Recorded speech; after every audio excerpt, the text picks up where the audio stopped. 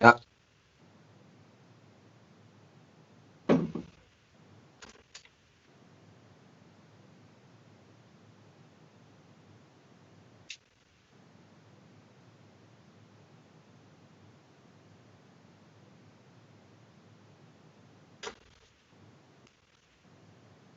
Woo! Coming in to save the day as always.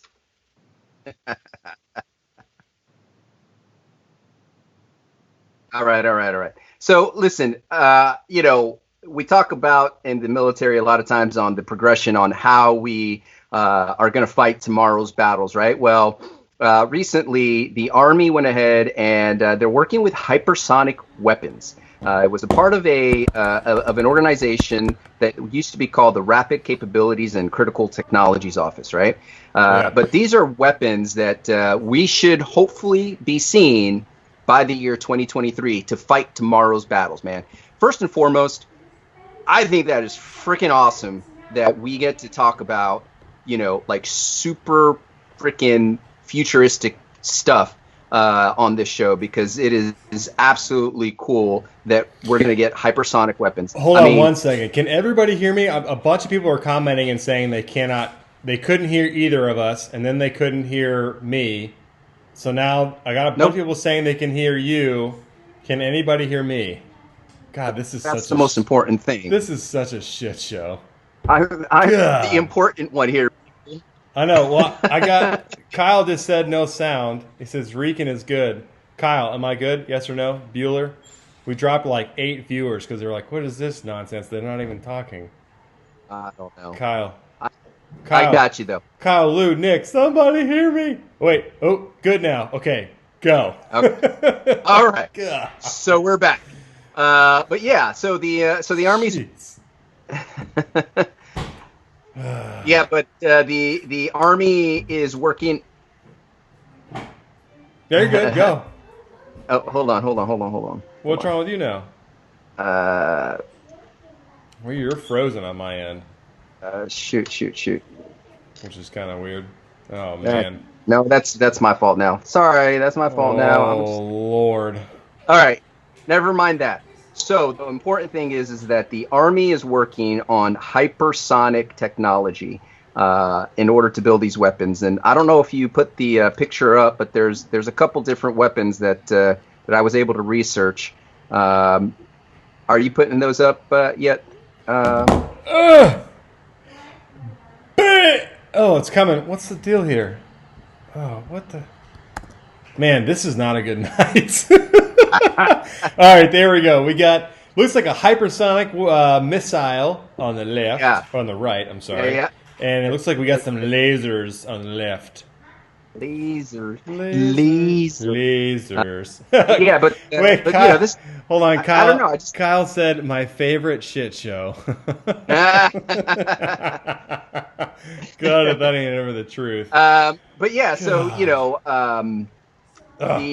if you see the one that looks like it's supposed to be an LAR light armor reconnaissance vehicle, or what's it? A Bradley, if you're in the Army by some mistake. Right, exactly. Yeah, so but these weapons are they just, I don't know what they're gonna do, but I mean I don't know, maybe Sonic the Hedgehog is real. I don't know, but I thought it was pretty cool to see some of these pretty futuristic weapons here. What do you think there, Brian? I think it's great. The hypersonic thing is kind of neat. I like the design behind it and what it can actually do. I'm trying to scroll through my notes here. I thought I had something written down. It's supposed to go over 10 times the speed of sound or something like that, right? I don't see that in here somewhere. Yeah, but my question is this going to turn into the same thing that the Navy did with the Blunderbolt dang destroyer that they built? That was like a total mess. Yeah. You know what I mean? Is this going to turn into something like that where they essentially don't know what they're doing? Yeah. Well, I mean, listen, somebody's going to get it right eventually, right? So, technology just keeps advancing and advancing and advancing. So I think that the more that we test these type of weapons, the more that we can test these type of weapons and get our military members out of harm's way, that to me is a win, no matter what. Yeah, and so let me go back to my notes here. I don't think I had that in here. So okay, here we go. Because the lasers, it's on a Striker. Is that what you said it was a second ago? Yes, it's a Striker. Yeah, so this is saying it's on a Striker variant. Has a 50 kilowatt laser, and it apparently that it works. If I'm reading this correctly, like it's already they've already proven it. So it's not like Project Star Wars or whatever that was in the 80s. Right. Yeah, this actually works. I think that's the difference. Lasers. Pew, pew. But yeah, there was something that I was reading because for those of you who don't know, my degree is actually in psychology, so I love reading stuff that deals with the brain and how the brain just adapts to certain things. And there was an article that I was reading that had to do with the fact that obviously the more closer you are to combat, the harder it is for you to disassociate yourself with that particular experience, right? That makes sense, right? So if you're in the heat of battle, you're more inclined to have PTSD than someone who isn't close to battle, right? So what the article was saying was that drone pilots, yes, I get it. Drone pilots. That's not the point. The point is that drone pilots are less susceptible to PTSD because they're so far removed from the actual combat. Because all they're doing is watching it on TV. They can't actually see. I thought you were going to be like, I thought you were going to give me some sciencey reason as to why they're not having PTSD. But at least you gave me a legitimate reason. But anyway. I was going to equate that to somebody watching Titanic and like being like fearful of icebergs.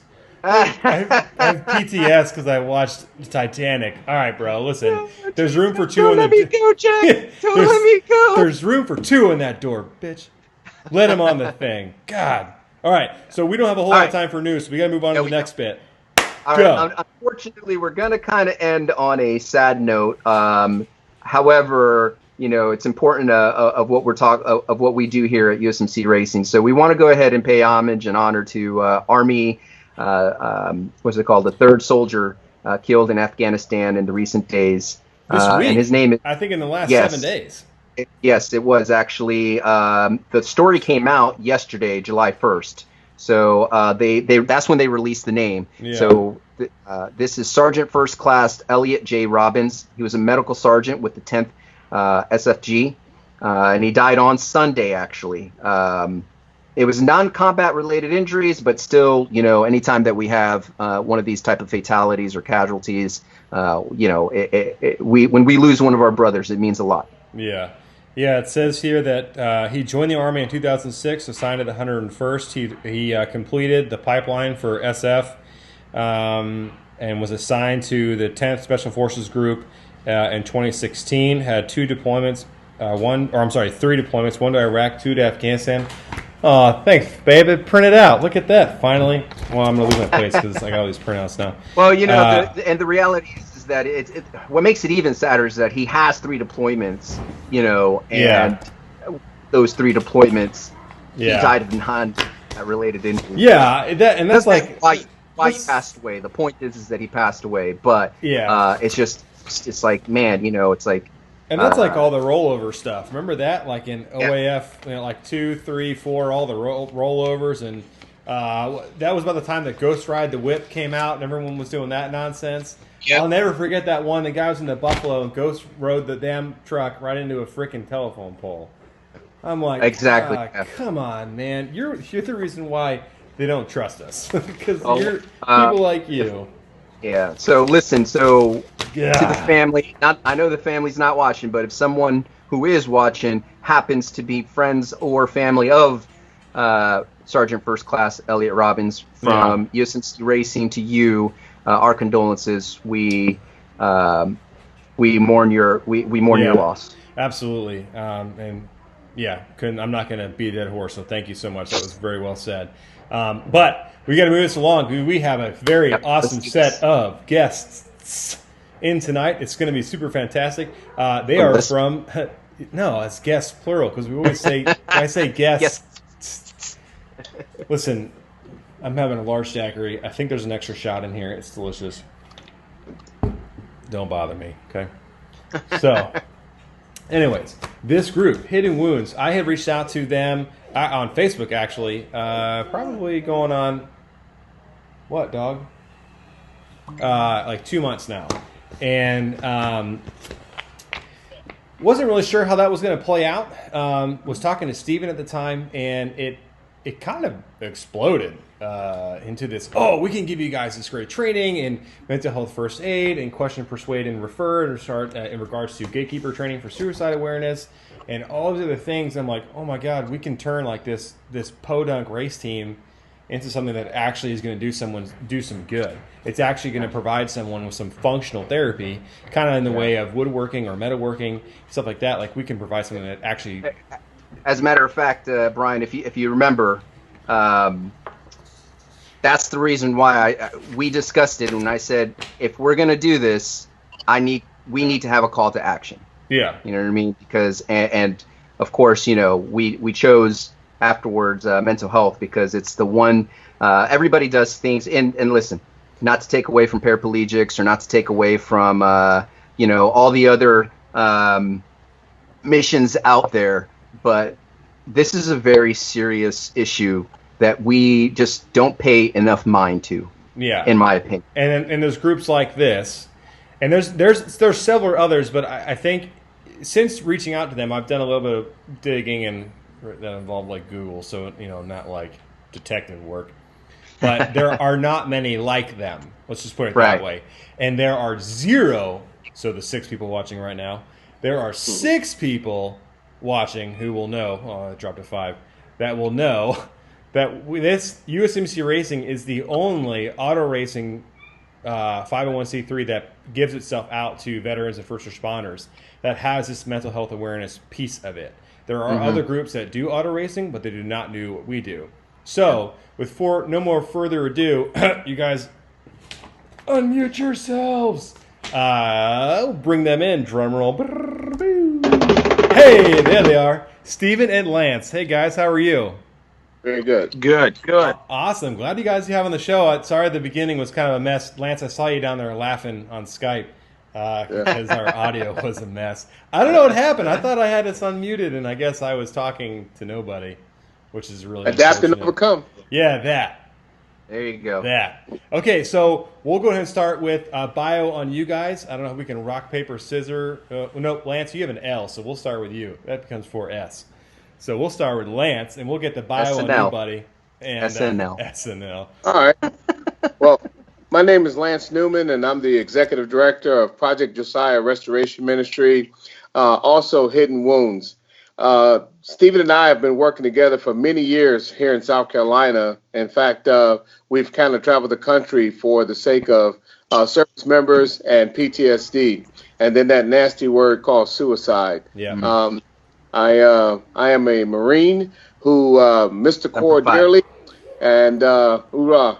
And I just see that no matter what branch of service that our service members are coming home from, they're coming home with a whole lot of needs, and a lot of them are choosing a way out that we're going to stop. Everything that we do, that we're gonna stop this one way or the other. So what we do with peer-to-peer at Project Josiah, we are a peer group that talks one-on-one. We've loaded ourselves up with a lot of training, and what we do is we help individuals. We have multiple groups around the United States where veterans are sitting down in peer groups, and it's us talking to us. It's not clinical.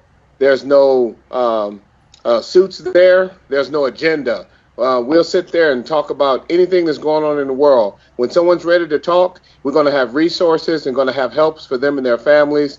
Through a lot of our other partners, we have one-stop shops where we can help someone from a prescription to helping them with their application with the VA.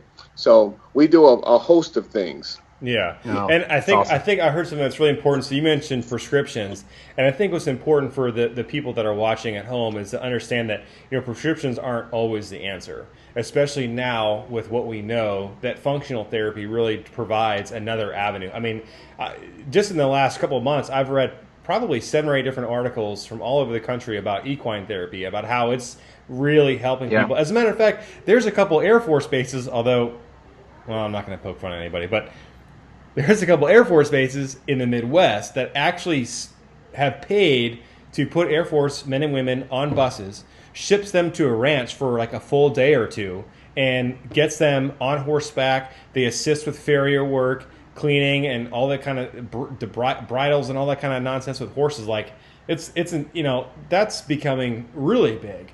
And so, and it's not. It's not. Here at Shaw Air Force Base. I'm sorry. Excuse me.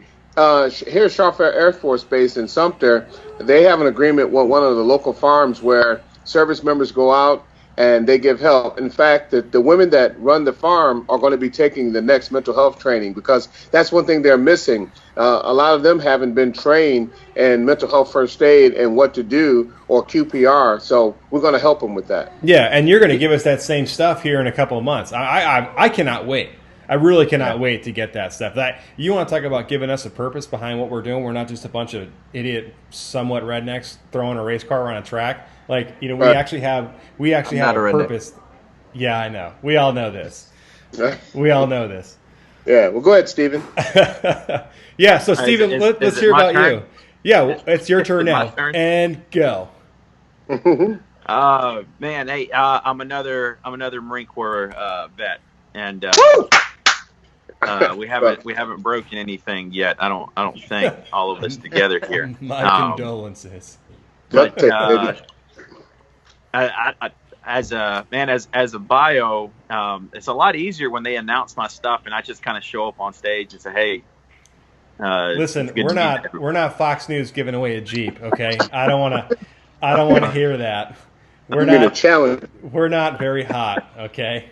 I don't know what to tell you. I'm a Marine Corps veteran. I served in Iraq in 2005. I only made it 3 months out there. I was doing convoy security, route clearance, QRF, and I got hit by a roadside bomb. I spent 1 year and 8 months recovering from my injuries. Wow. I'm gonna look down at the comments every now and then because people have been we've had some good stuff on there. Oh, good. And answering any questions. I set a watch party, so there's definitely more people watching. Oh, how do you do a watch party?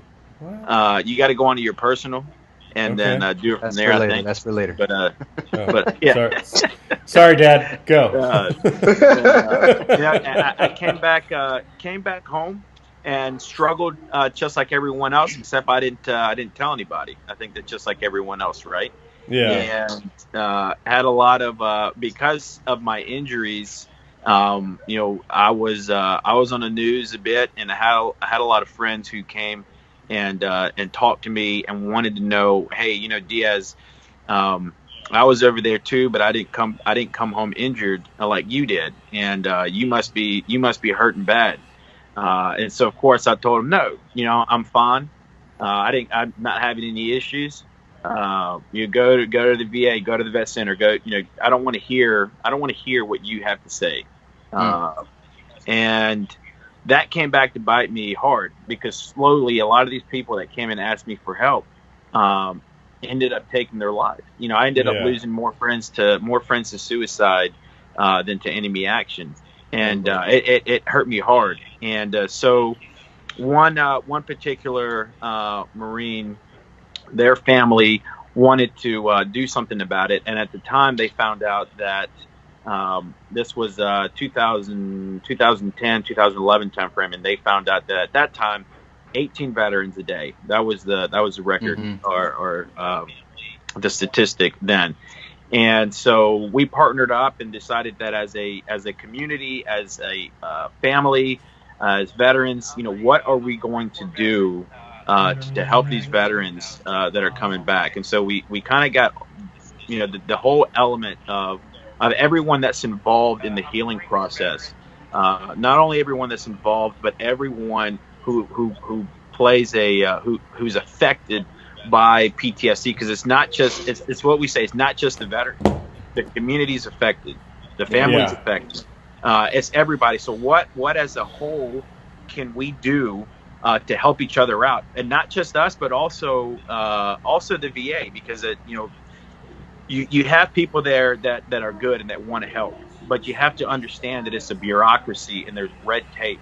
And the way that I explain it to civilians is when they like, what's the VA like? Well, what's the DMV like? Oh, I hate the DMV. I don't want to go there. Oh, man, that's so good. That's such an awesome point. I've never thought about equating. God, that's a good point. That's awesome. Well, it's just a government. It's a government bureaucracy, but you do have people there that want to help. Lance will tell you, we've run into veterans who have had issues at the VA, and we don't tell them, hey, screw the VA. No, let's go. And what Lance and I will do, we've done it plenty of times, is we'll get up and we'll go in suits, and we'll handhold veterans, literally if we have to. But we'll walk them down to the VA, and they get treated differently because they think I don't know who they think we are. Yeah. We'll go in suits and they get a different treatment. But it's just it's to show vets that the attitude that you give there is the attitude that you're going to give back. Yeah. Right. And you can't go expecting that everything's going to get fixed the moment you step in. And so what we wanted to do is we wanted to find out what was the issue that veterans were facing when they're transitioning and when they're going to the VA to get help. And a lot of them were falling through the cracks. And so what we wanted to do was be a safety net for those veterans. Yeah. And it was really a no-brainer for us. Okay, a veteran comes out, they know they need to go to the VA to get help. So if they can't get help at the VA for whatever reason it is, if a doctor is not available, which now they've changed that, especially at our VA here. So there's always somebody, no matter when you go in there, there's going to be somebody on call. So that's awesome that they've changed that. But at the time, if a veteran's going and they can't get in, or they have a 6-month, 12-month wait, whatever it is, we then take that veteran and provide them assistance and education in the community. So we get them connected to a provider of whatever it is whatever kind of treatment that it needs for them, because we don't want a cookie cutter system or a cookie cutter treatment plan for them, because what works for you might not work for me. And so we created a statewide network of different types of providers of all kinds. I've done tried some really crazy stuff that for me it did nothing. Yeah. But for somebody else, it did wonders for them, and they swear by it. I'm like, cool story, bro. As long as it helped you, I'm glad. And what happens is a lot of these guys coming out, maybe they don't have a job yet, or don't have insurance, whatever the case. The money that we raise goes to pay for those treatments. And you were talking about earlier with Lance about equine therapy. One of our greatest partners in the state of South Carolina is the Big Red Barn Retreat, and it's a place neat. That we also have one of our groups at our non-clinical groups, our peer support groups, and they've done such a great job at partnering with the community as well. And they have Fort Jackson sends a lot of their soldiers out there, and so now you have a connection with the VA. Now you have a connection with the big Army. Active duty guys that are going out there. So this is just a way for us to continue that connection of not trying to say that we can do it all, because we can't. Right. We don't want to, and this is something big that Lance and I focus on, is we don't want to recreate the wheel. Right. What we want to do is find organizations that are doing awesome work, and instead of saying I want to copy what they're doing, we want to partner up with them and use them as a resource for the veterans that come through us. And when they say, hey, what else is in the community? I can do a warm handoff and say, these guys are doing great work. and see how we can help that organization out. And so because of my traumatic brain injury, I tend to ramble, and I just completely went. No, man, that's all awesome stuff. There's a statistic. I don't know where they got it from. The Veterans Crisis Line, though, says that nearly 1 in 4 active duty members show signs of mental health conditions. And that was in 2014. So, and you were talking about the numbers, that it was 18. It went up to 22 veterans a day, but I think last 2018, the new statistic is now 20 veterans a day are suffering or committing suicide. And let me tell you what they get their numbers from. It comes from the VA that it's volunteered from certain states, so they don't have to give up these numbers. Yeah, these are numbers that are volunteered through different states. It doesn't count homeless veterans. That's right. It doesn't count veterans who just transitioned out of the military and haven't got into the VA system. So if you're active duty and you get out of the military and you unfortunately take your life, or you lose your life to suicide, and you hadn't gone to the VA system, you're not being counted. Count your numbers, right? Yeah. Right. And one of the biggest things is that our local morgues, a lot of them don't have that triage question to the family whether that person was a veteran or not. So we're missing a large number of veterans who are completing suicide that way. So the number is skewed. I mean, we go back and forth with the VA about that, and naturally they want to go with their national statistics, but I'm here to tell you, some of these small areas that veterans who are completing suicide in nursing homes and other areas, they're not being identified as veterans. Well, listen, man, the reality is that it doesn't matter whether the statistics are wrong or not. One is too many, and that's what, we, at least for us at USMC Racing, that we talk about that all the time. It's like, if we could, the number would be 0, but it's tough. It really is tough. If I may, I haven't actually shared this with anybody except for my spouse and close family and with Brian. But I actually was diagnosed with bipolar, and it was a shock. I'm still active duty right now, so for me, it was a huge shock when the doctor said, "Yeah, this is what's wrong with you," and but I decided to get the help that I needed, because the reality is that mental health equals physical health, and if you don't pay attention to that, I mean, I'm a CW05. You know what I'm saying? So I'm not just, no offense to the Lance Corporals, but I'm not just a Lance Corporal saying this. I'm a senior officer, in my field, and the reality is that that took a lot for me just to admit to that right now. You know what I'm saying? Because I've always been just like you were saying, Steve. I'm a private person. I don't talk about my issues, but if we don't talk about them and we don't get rid of that stigma from the highest of levels, we're just hurting our future Marines, soldiers, airmen, and sailors. And we have to. That's why this is so passionate for me. The whole. I'm not only the president, I'm also a client. And all that kind of stuff. So legitimately, I don't just do this with USMC Racing because, I do it because I love what we stand for, but I'm also benefiting from it as well. Yeah. So many of our veterans, just like you said, they live in the dark, and we only trust each other. That's the biggest thing about peer groups, is that when we sit down and we're talking to each other, we've actually seen it, done it, and got the T-shirt. And that's very important, and we miss that a lot. At least the therapists miss that part a lot. It's really hard sitting across the table from someone who's 35 years old going through an internship that still don't lock their doors at night. It's hard for them to understand what a lot of service members with rounds down range. Or we have a young lady in one of our groups. She worked 6 years at Dover, and she never fought in combat, but she's suffering from issues from all those bodies that she saw and processed just by working there.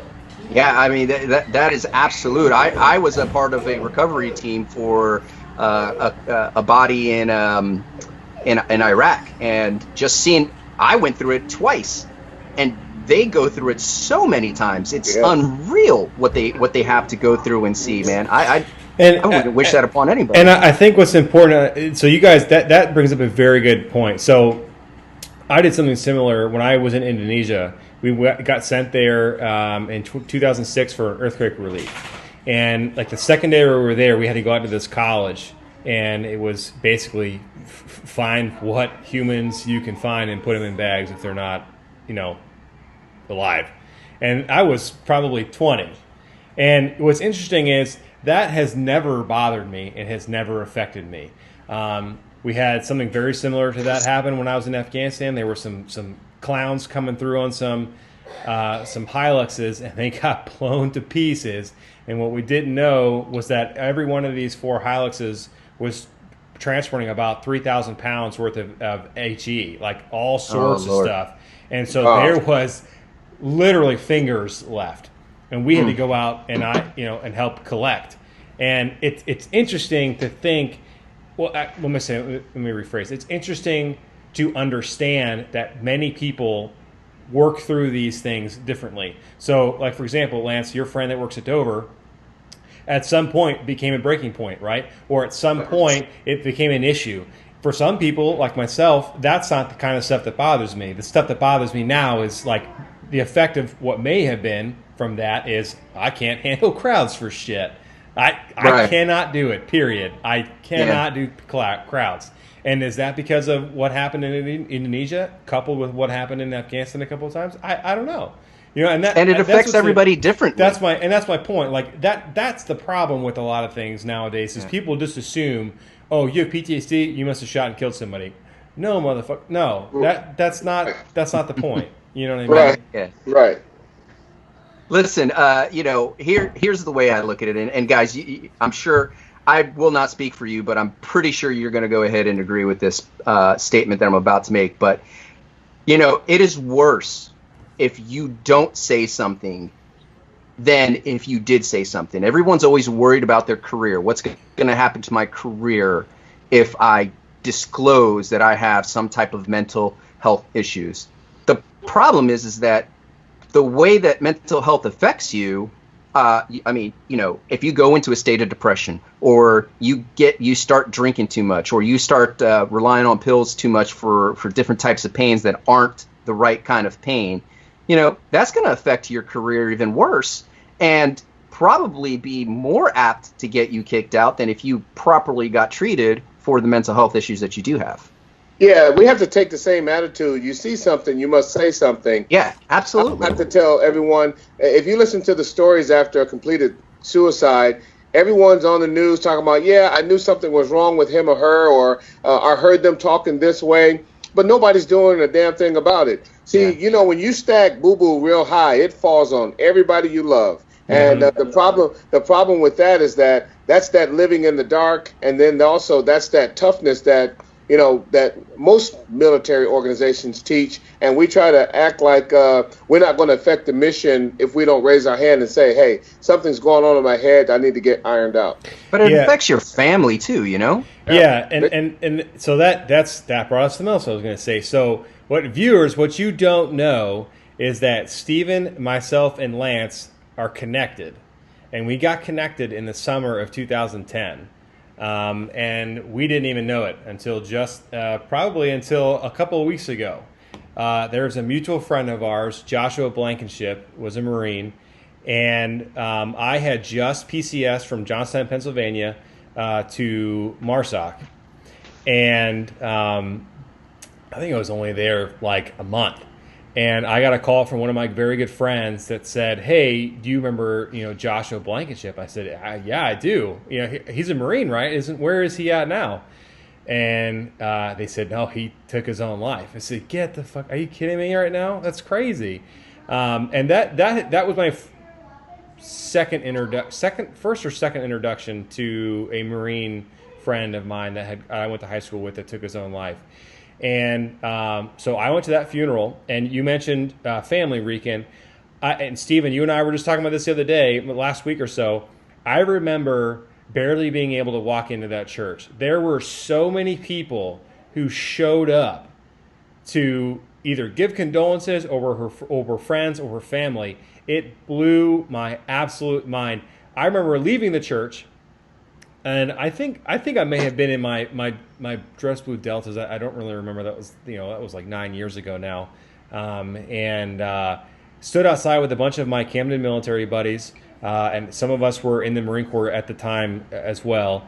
And that was one of the things that came up. We're like, you got to be fucking kidding me! All these people are here. Like, that's such a shame. And and that's what a lot of people need to think about too. It's not just you. It doesn't just affect you. There's so many. Matter of fact, we shared a really heartbreaking story of a husband and wife and 2 daughters. The dad took his own life, I think 3 months ago now, and the mom posted a video of the daughter. Oh man, God, that is heartbreaking, and it makes you mad. It fucking infuriates you because you're like, mother, are you kidding me right now? Like, don't you see what you're doing? Well, obviously they can't see, but that's the important bit. And what's very interesting about that particular story is a couple days later, I'm on this group on Facebook. It's like a bunch of dads, and there's probably like 800,000 people in this group, and they're from all over the world.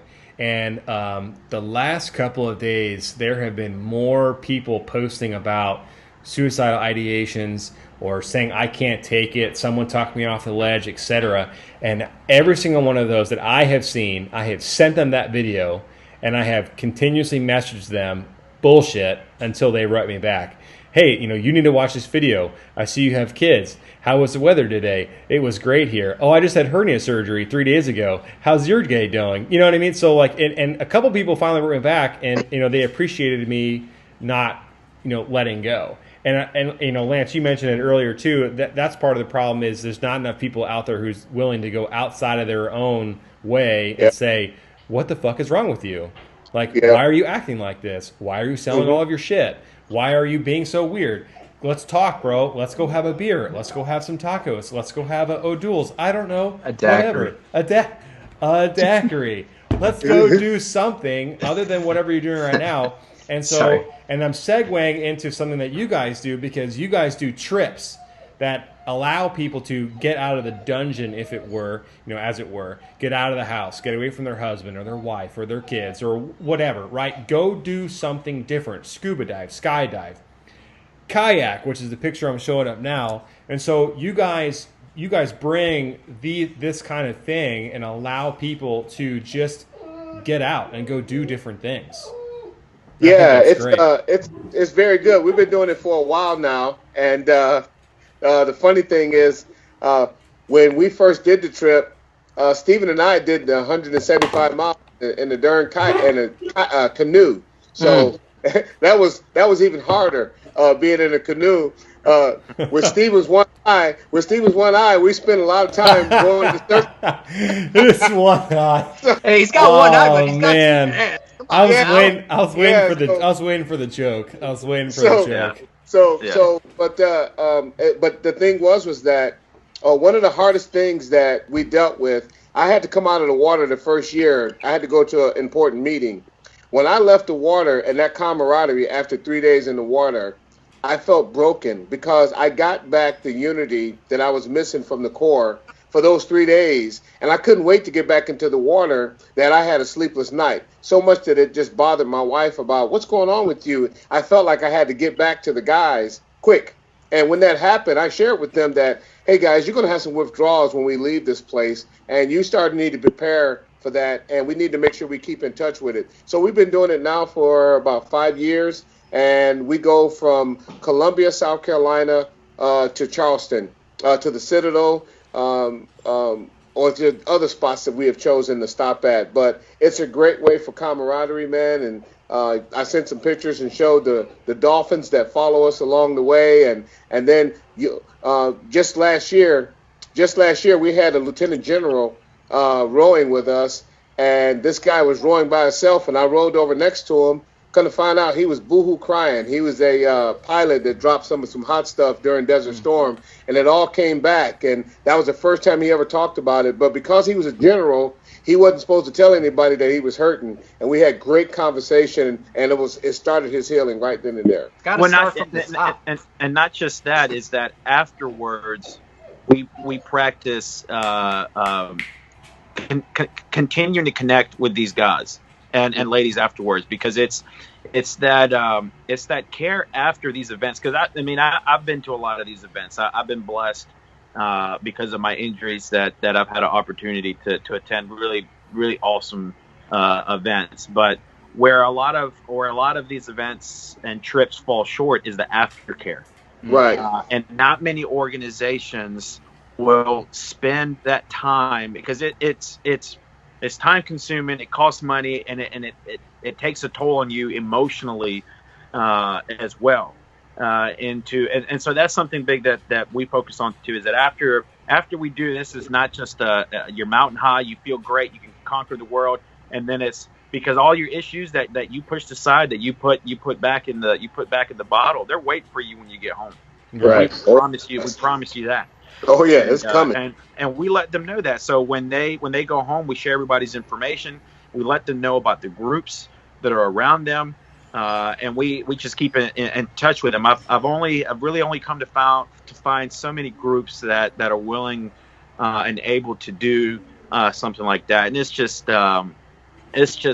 so important for that aftercare. I mean, it's key. You can have the coolest event, but if you're not to provide that assistance afterwards, it's reopening that wound all over again. Right. Yeah. That's a very good point. No matter where you at, a lot of doctors don't like to deal with this part, but sometimes you got to rip that Band-Aid off and to start that healing, and let somebody know what's going on. It helps to talk, and once you're talking to us, if it's us talking to us, like right now, what we're doing right now, besides in front of this big audience, this is considered a peer group right now. What we're doing is we're sharing, and we're talking about how we're going to get better, how we're going to be sustainable in life, and that's how it happens. So just the simple fact of how we are together talking right now, it starts with small groups, one-on-one, us talking to us. Yeah. No, that's I never even thought about the aftercare. That's a fantastic point. I would have never thought of that. That's a fantastic point. So this other picture we got here, and this is you and I, Lance, were talking about this the other day, and July 3rd, so tomorrow's Independence Day. And then, folks, if you stick around, we're going to talk about some interesting July 4th isms when we're done here. But, there's been a lot of posts you'll see up on Facebook about people saying, oh, be courteous, there's veterans, here, and stuff like that. And I've seen a couple of posts that are pretty negative. I've seen a couple of posts that are pretty funny. I saw one, the guy, it was a repost of, God only knows how old it was, and the gist of it was, instead of showing up and being a pansy about your problems, just buy everything you can buy at the damn fireworks store and create World War III on your block so everybody in the HOA knows shit's gonna fucking go down, and no one's gonna question it because it's just a crazy Vietnam vet at the end of the block. You know what I mean? Right. But then you have people on the other side of the spectrum who may or may not have served in a combat role, may or may not have had these issues. Your friend from Dover, for example, is a perfect example of that, who may suffer from an issue that correlates or gets brought to the surface with fireworks. And so, everyone, I'm going to show this image. It's a meme here. And so, Lance, it's the one that you and I talked about the other day. So it's a guy with a megaphone, and he's saying, "You smell like fireworks, move along." And there's a big sign behind him that says, "Please be curious with fireworks, combat veteran lives here." And there's two guys walking on the edge of his perimeter, if you will. And the one guy says to the other, "Wasn't he the cook at Bagram?" And the other guy, laughing, says, "Roger that." So I say this because it's important to remember, and this harkens back into what we talked about earlier. Everybody is affected or is affected differently. Some people can handle, like for me, I fucking love this stuff. This is great. I'm not allowed to spend any money at the fireworks store. My wife does all that because I would go bananas. So she I was just there today. Yeah, so she goes in there and buys everything. Otherwise, I'd probably get in trouble. But it's important to remember that everybody is affected differently. Right, and if you're planning on creating World War IX on your block, it might be worth the effort of sending out a little notice and saying, "Hey, this is the plan." But Lance, you told me something that was very interesting about what you do to help people in your area, and I would love to hear that. Yeah. So a couple of years ago, Stephen came up with a yard sign, and I don't know, Stephen, it kind of got you in trouble, right? I got a cease to desist by, and I don't mind calling this group out. The group is called Military with PTSD. So they create this sign that says, "Be courteous. Veteran lives here. Be courteous with your fireworks." Right? Yeah, and I remember that was a couple of years ago, wasn't it, when that all went down? So they and this group gets in trouble all the time. Full disclosure, I don't know them personally. I know of the drama and stuff behind them. I don't like, even though I'm kind of doing it, I don't like talking trash about other groups. I know the signs help some people, and then you have your other group of vets who completely hate it and think that the ones who do put the signs up, that those guys just need to suck it up. And I get it. I get both sides. But they sent me a cease and desist that I needed to, if I didn't stop putting the signs out, that they were going to take legal action.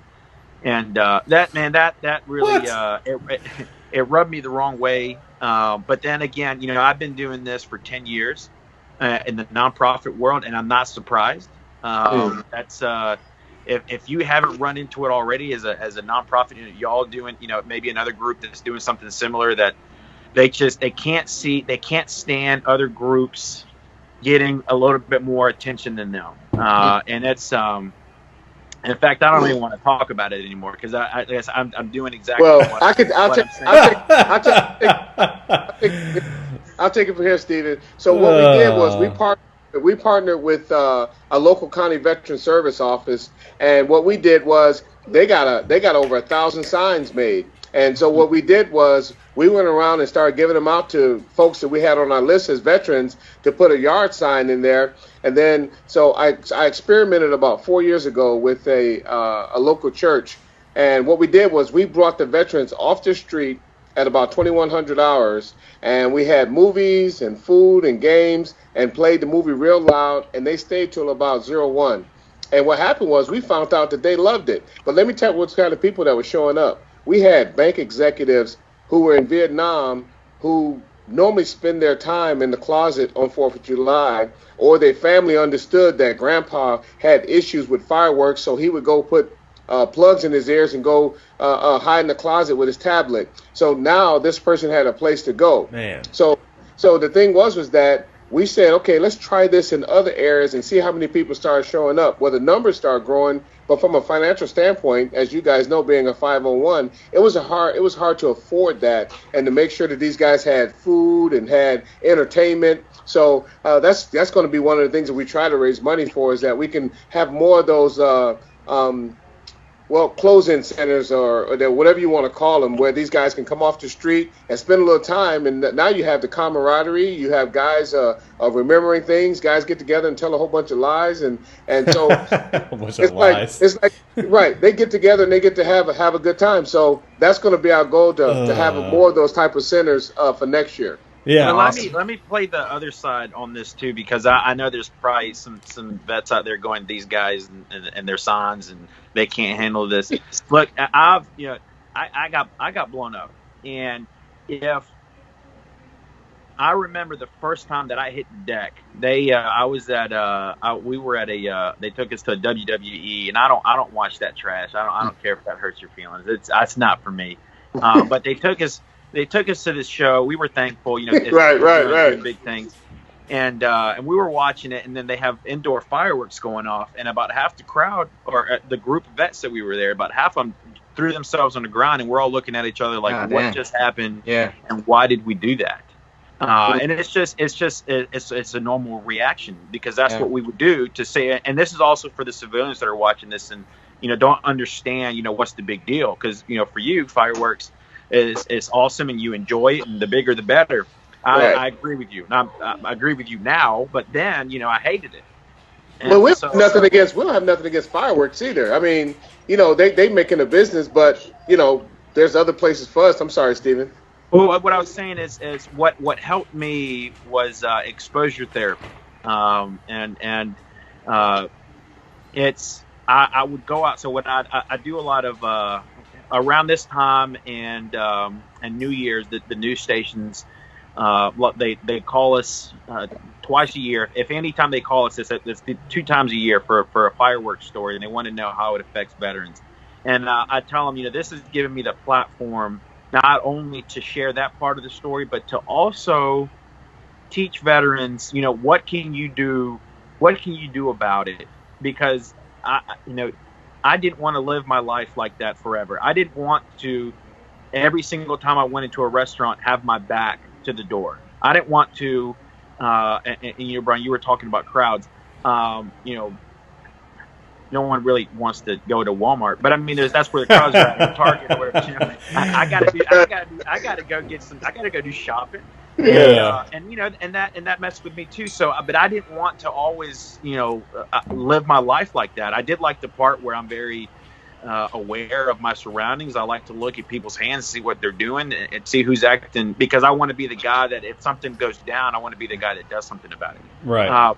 But I didn't want to live my life always in constant fear and anxiety.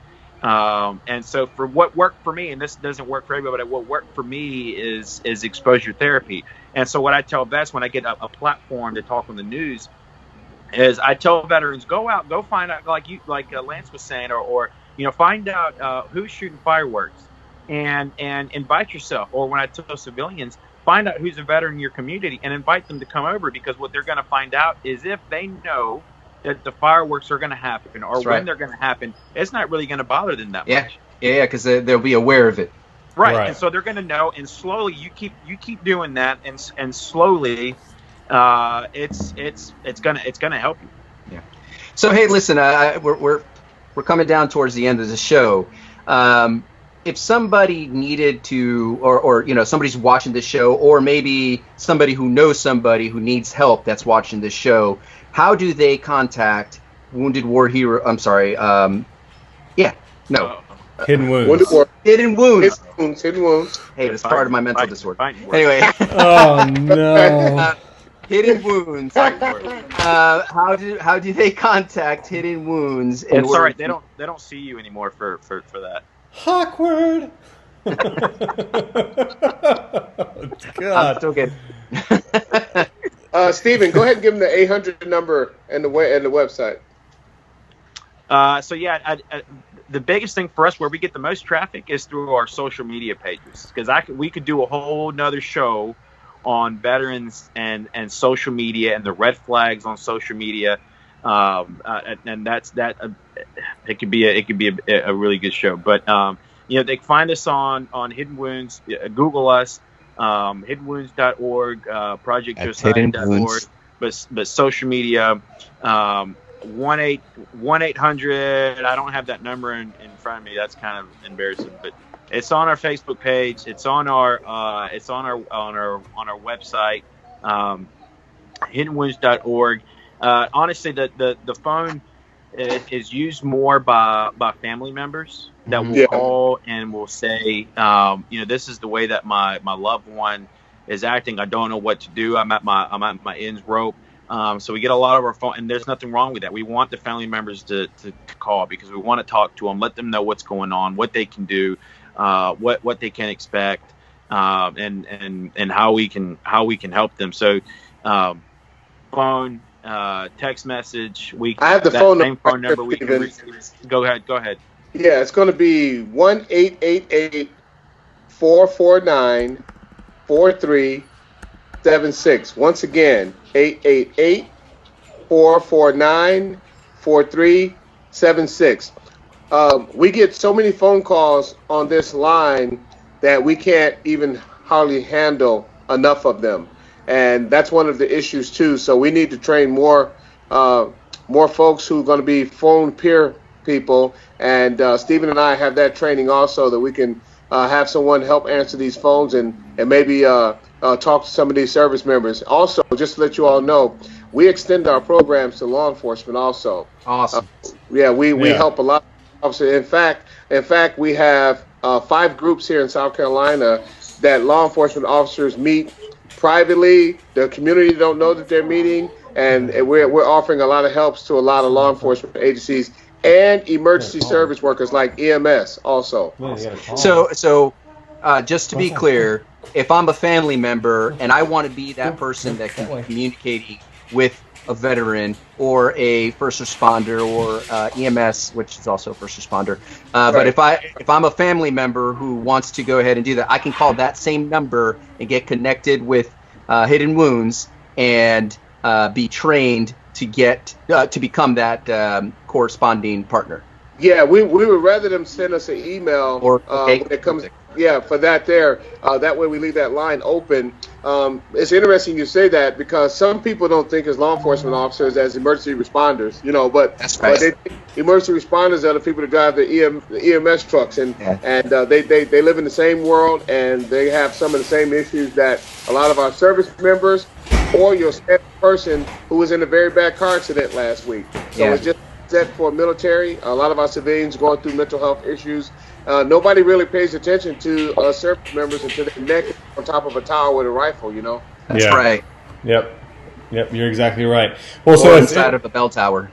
Yeah, right. Yeah. Well, so it sounds like we're going to have you guys on again because that sounds like a really good show. So Stephen and Lance, we will definitely link up with you here shortly. I think we're booked all the way up through at least the 2nd of August at this point. I say booked. Like that, I say booked like we're popular, but from the beginning of the show, you can clearly see how clearly we are not good at this. We're working on it.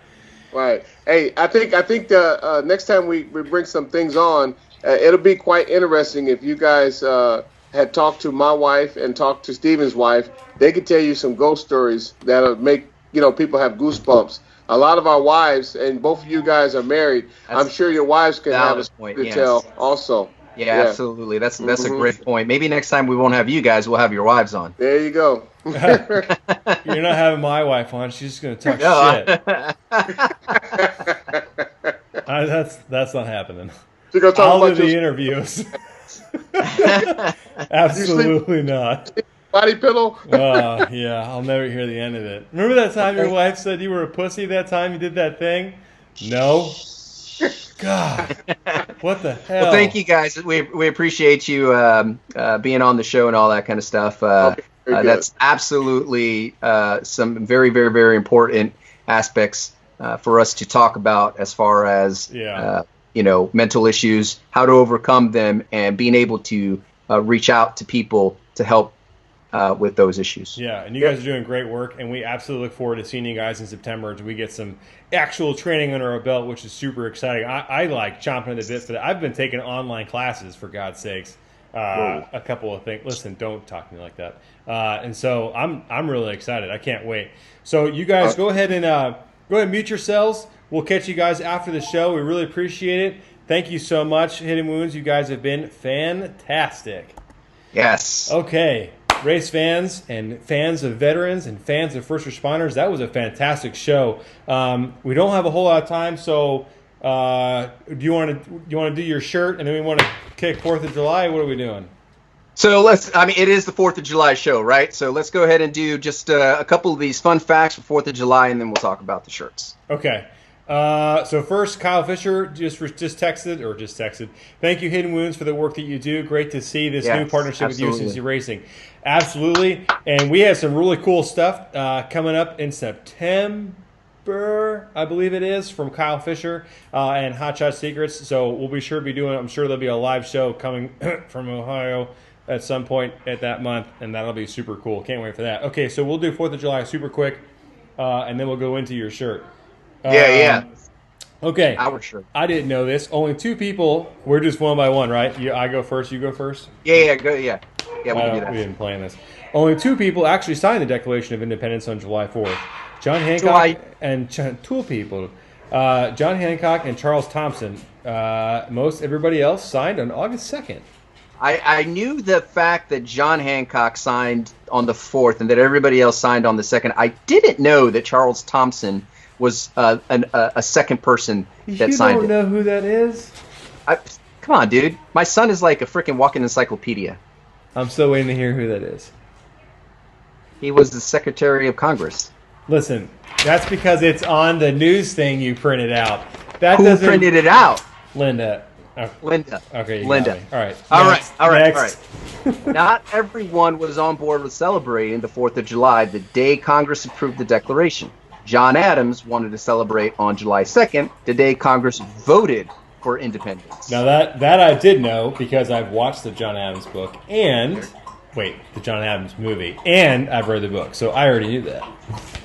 I say I knew that, but that's the fact that I didn't know. Anyways, all right.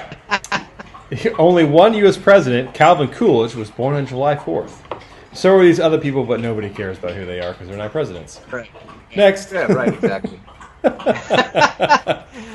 3 U.S. presidents have died on July the 4th. John Adams, Thomas Jefferson, and James Monroe. If you didn't know that Adams and Jefferson died on the same day, 50 years after the signing, you're an idiot. Right. That's right. I think you need to retake your citizens test. What? My wife's an idiot. Needs to retake her citizens test. Dear, get out. Give me your green card from Poland. Ow! What the hell? We're alive. There's one person watching right now. Are we on you or me? I don't know. She punched me. On July 4th, 1778, George Washington ordered a double ration of rum for his soldiers. What?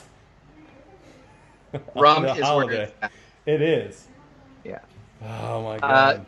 July the 4th wasn't deemed a federal holiday until 1870, nearly 100 years after the nation was founded.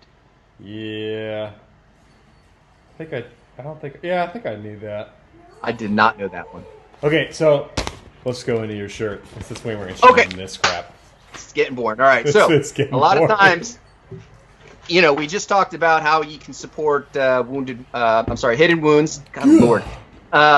We just talked about how you can support hidden wounds and everything, right? Well, ladies and gentlemen, we need support too. One of the ways that you can support us is you go onto Blue Falcon Apparel and you could buy this shirt.